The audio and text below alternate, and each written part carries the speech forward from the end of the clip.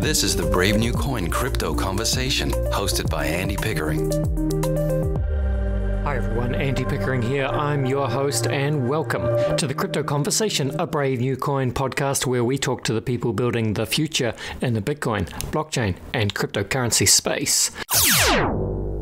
My guest today is Matthew Sedigh. Matthew is the Chief Executive Officer at Xclaim, and Xclaim is a marketplace for crypto bankruptcy claims. It's a very interesting concept that we'll learn all about today. Welcome to the show, Matthew. Thank you for having me. I appreciate you taking an interest. Hey, it's a pleasure. Great to have you here, Matthew. Just before we dig into Xclaim, we'll do what we do at the beginning of the show. I'll invite you to please introduce yourself. Just be good to hear a little bit about your background, your personal story, and the lead up to you getting involved with Xclaim. Sure. So, as you mentioned, bankruptcy and crypto are an interesting intersection. And I started out more on the distressed side, the bankruptcy side. I spent my entire career there, the last 20 years, working at law firms, investment banks, and consulting firms, helping, advising, and trading the debt of distressed businesses, and in some cases, even helping operationally those businesses get through tough times and emerge on the other side of a bankruptcy proceeding.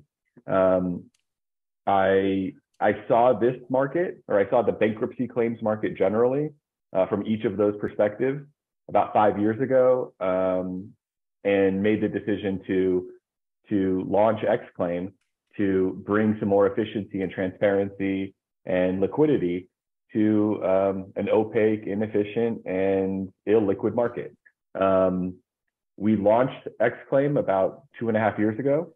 Again, focused generally on bankruptcy claims.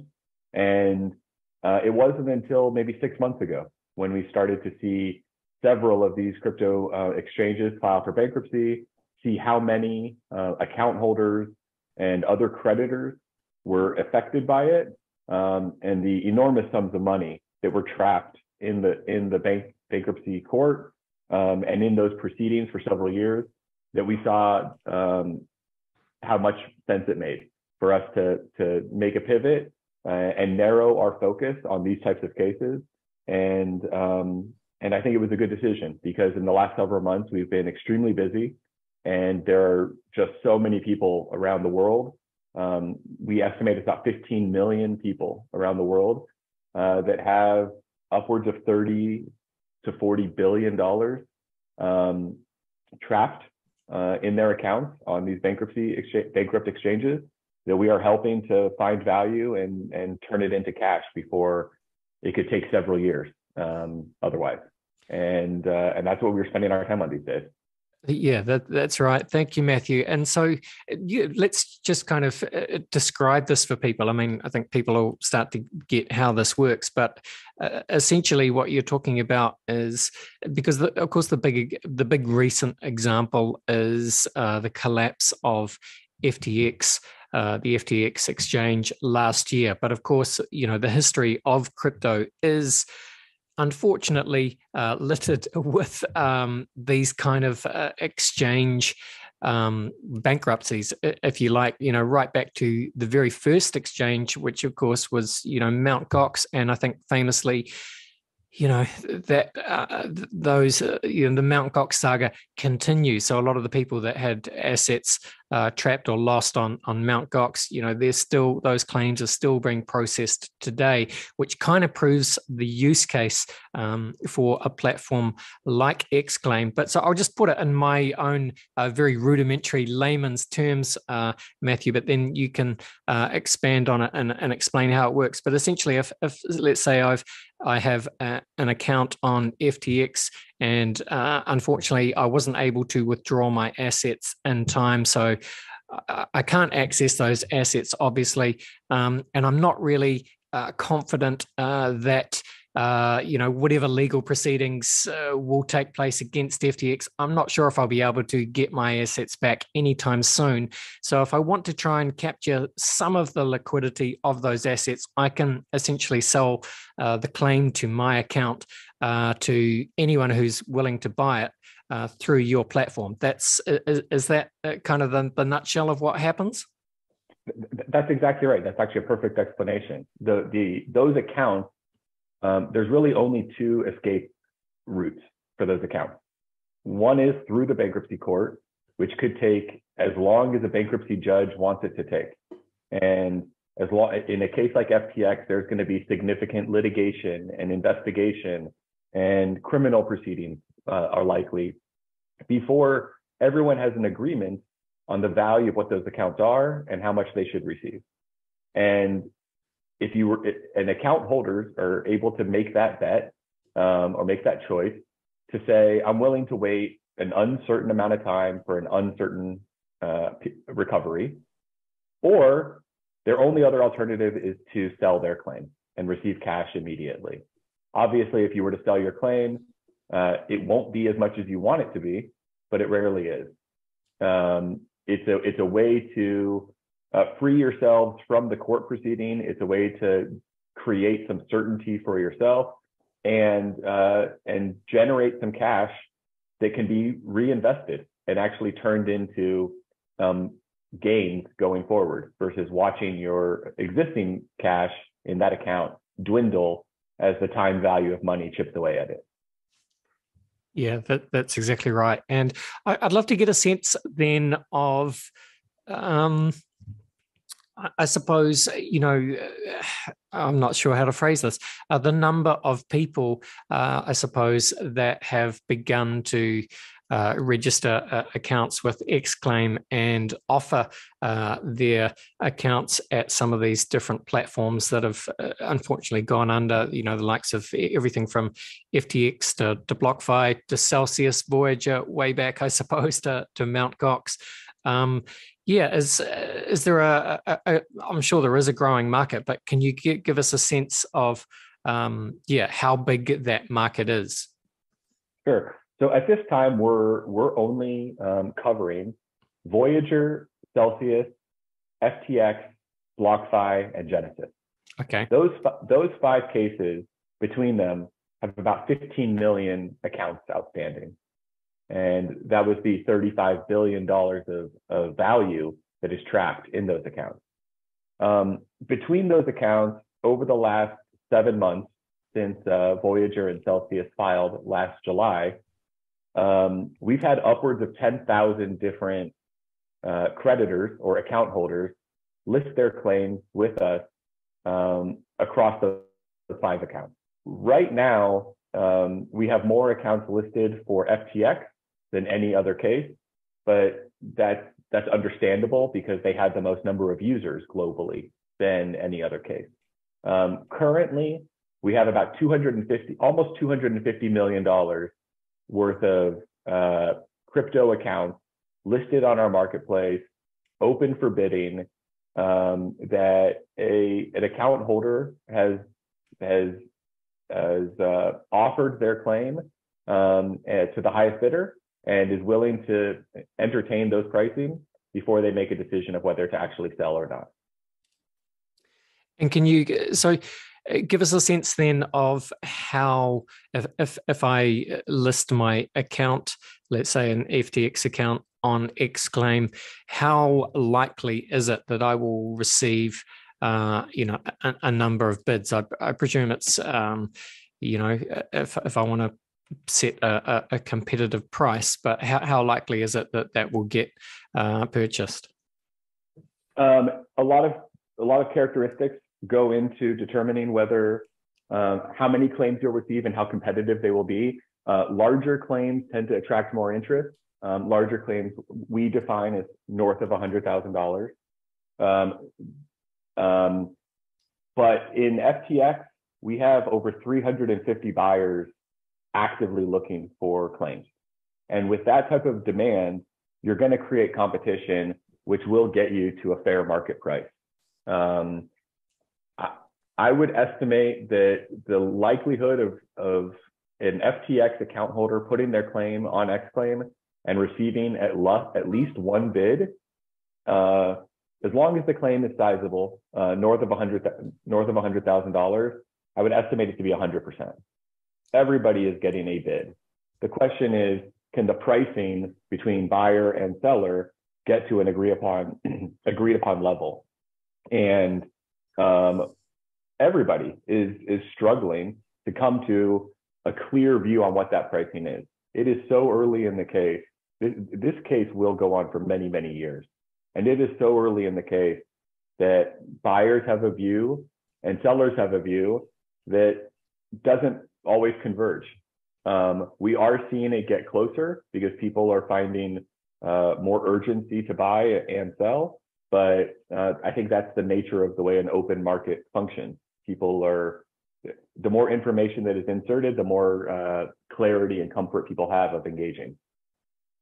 Very much so.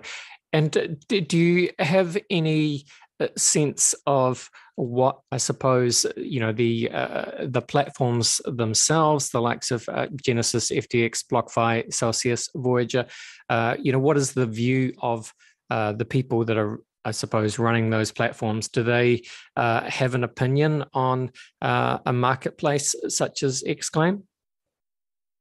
I don't believe that they do. I don't see a reason why they would.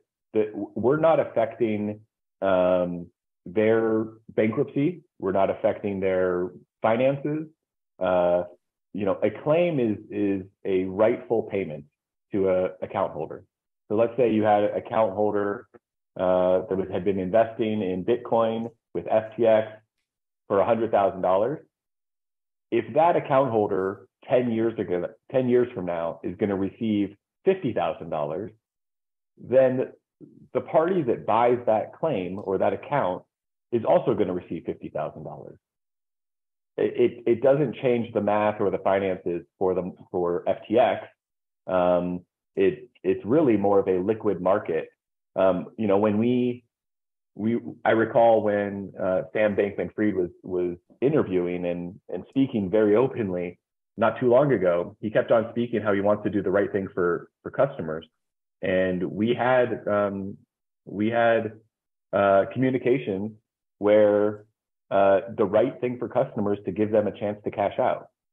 It's not to lock them into a bankruptcy proceeding that's going to go on for several years. And if there is an alternative option to cash out, I think we're providing that.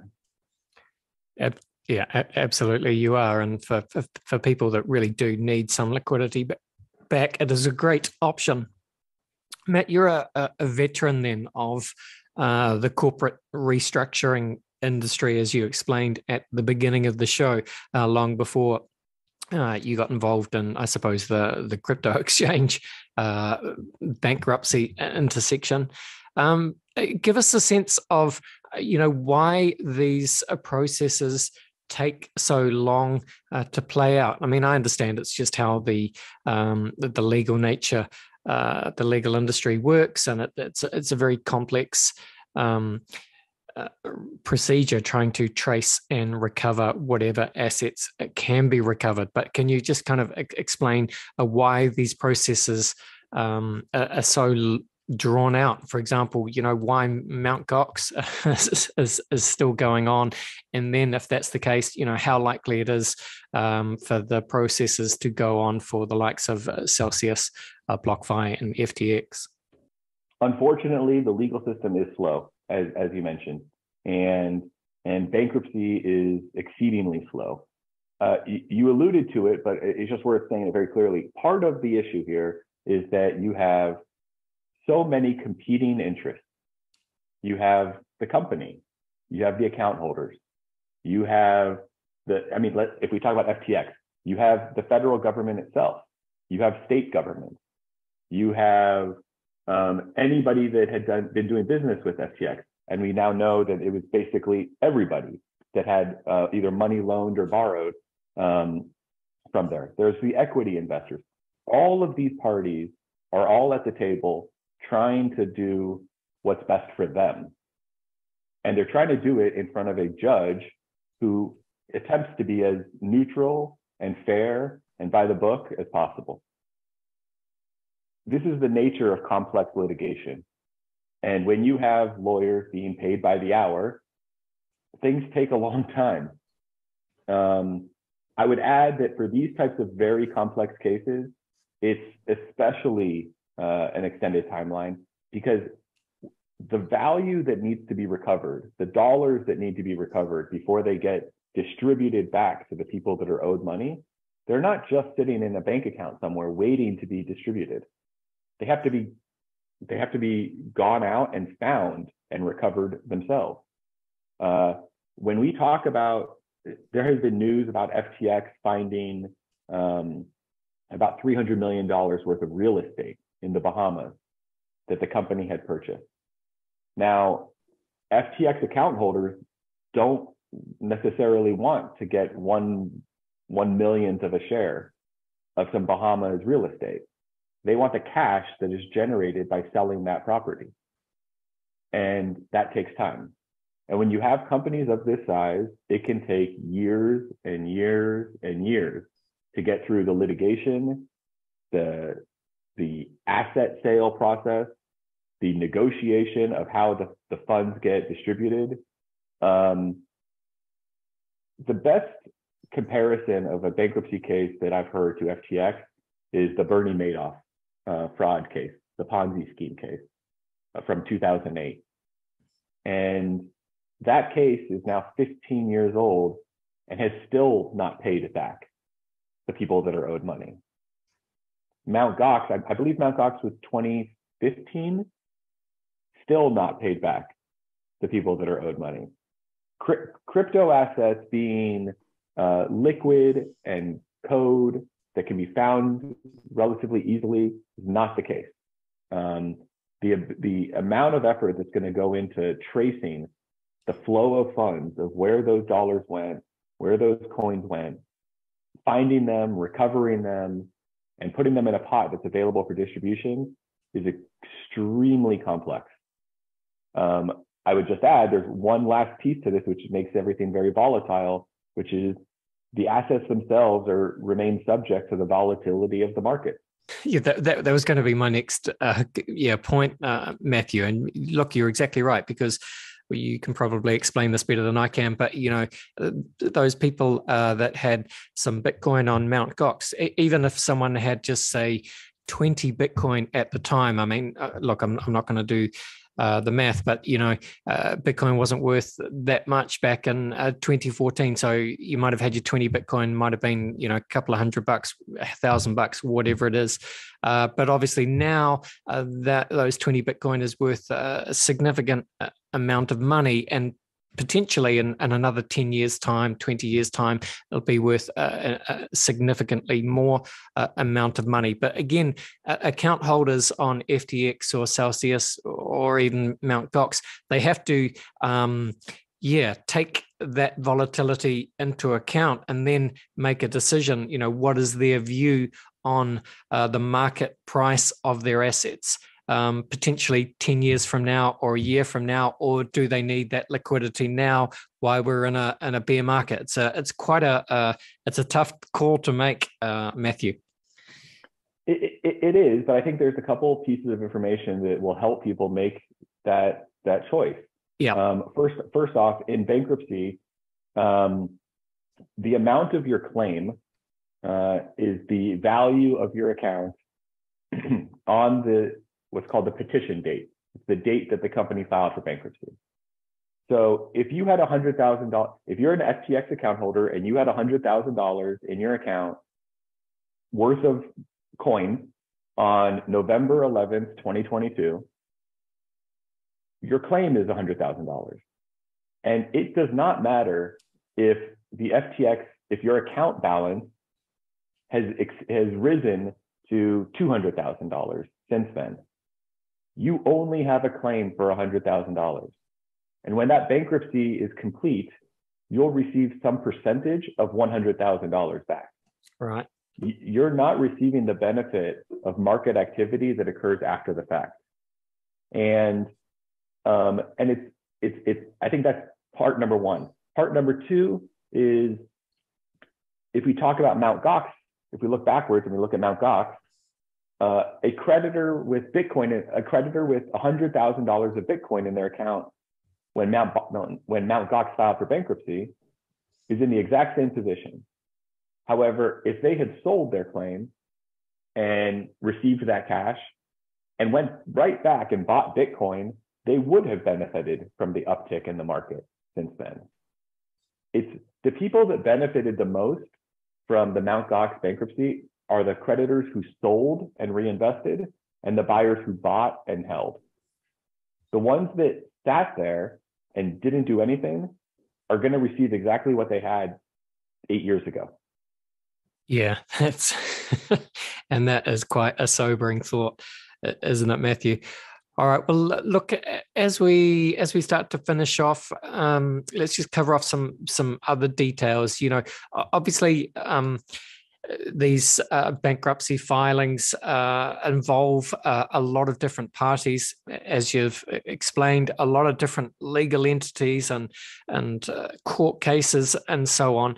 You know, how easy is the process for someone to sell their account? Like, and you know, what other do they need to notify authorities and people like that, or is it a little bit more seamless? How much of that do you take care of? How much is on the account seller? We try to make it as seamless as possible. Anybody who has a account or a claim against a bankrupt company, regardless of crypto or not, there's two ways to represent that claim. The first way is you actually assert a claim. You fill out a government form that says, I'm owed money.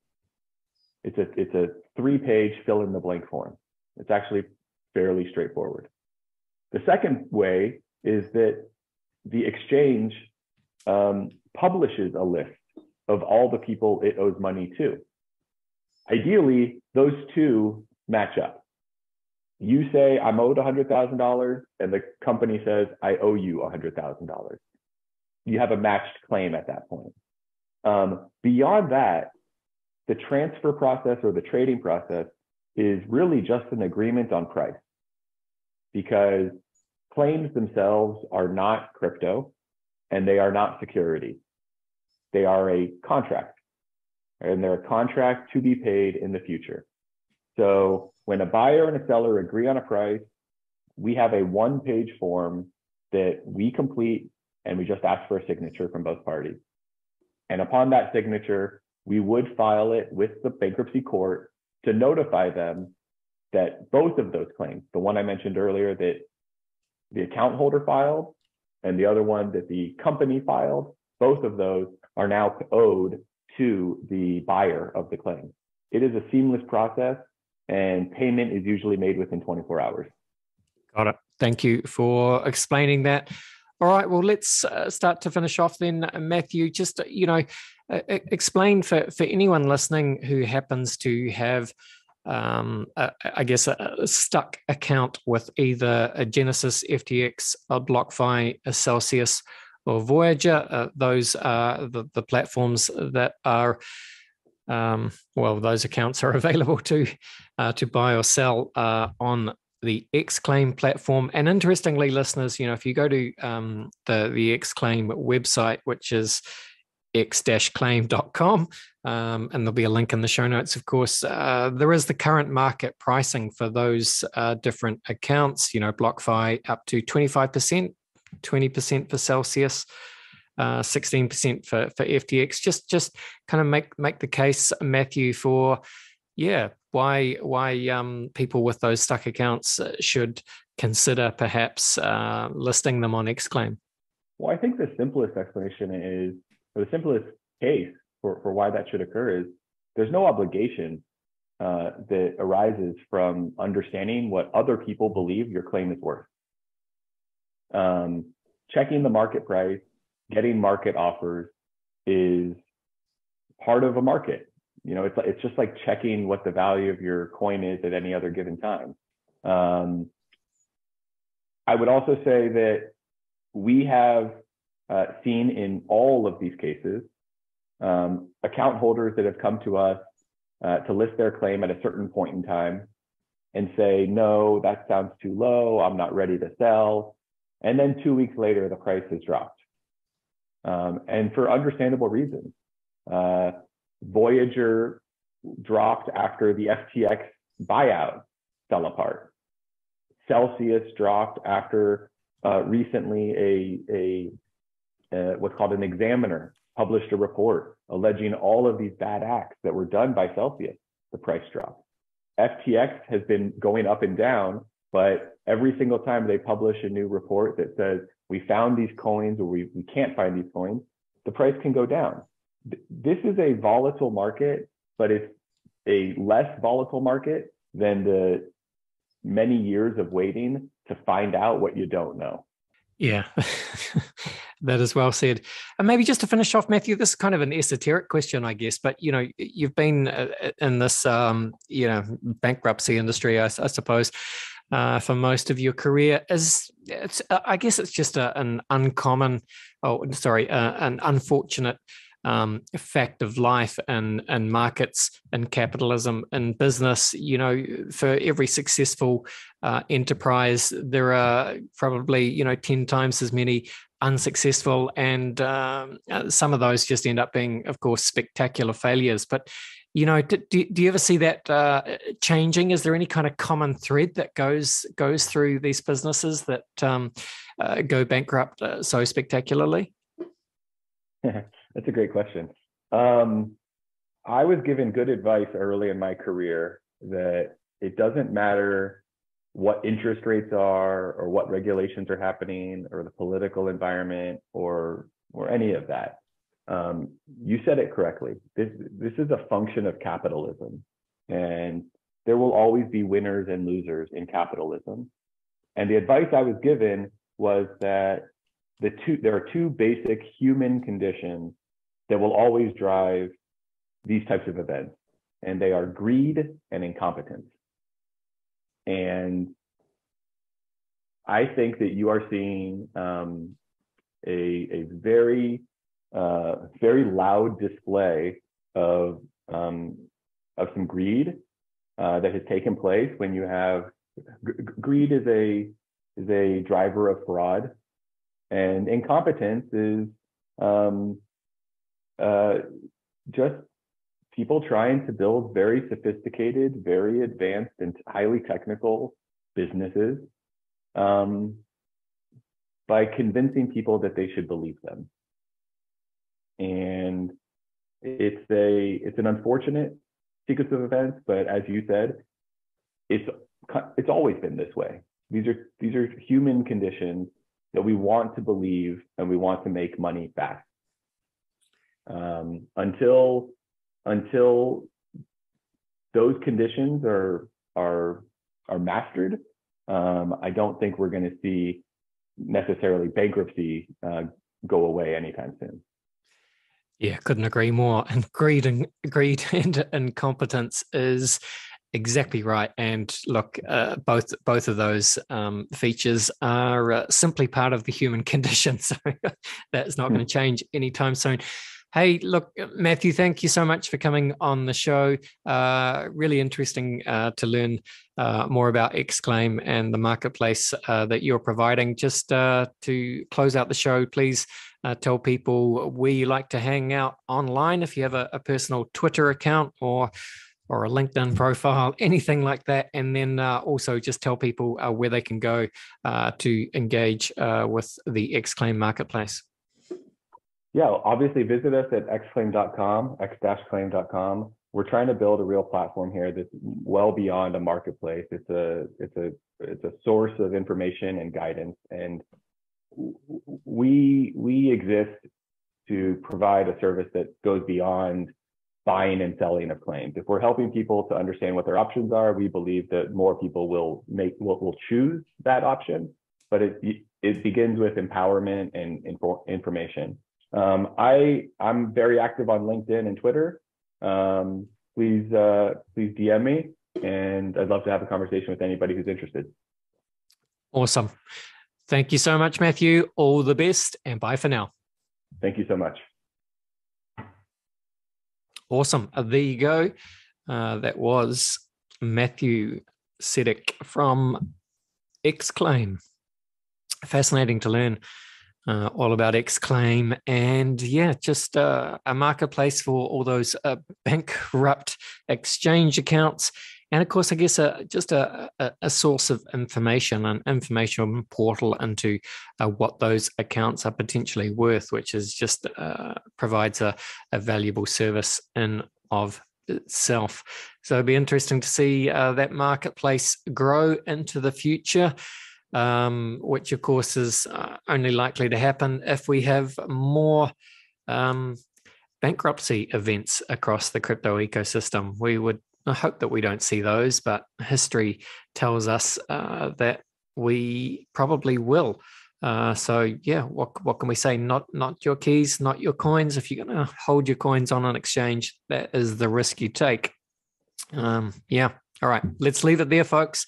Thank you for listening to this episode. Please make sure you subscribe to the Crypto Conversation in whatever podcast app you are using. Give us a nice rating in Spotify, Apple Podcasts, all that good stuff. Thanks for listening, team. This was the Crypto Conversation for Brave New Coin. See ya.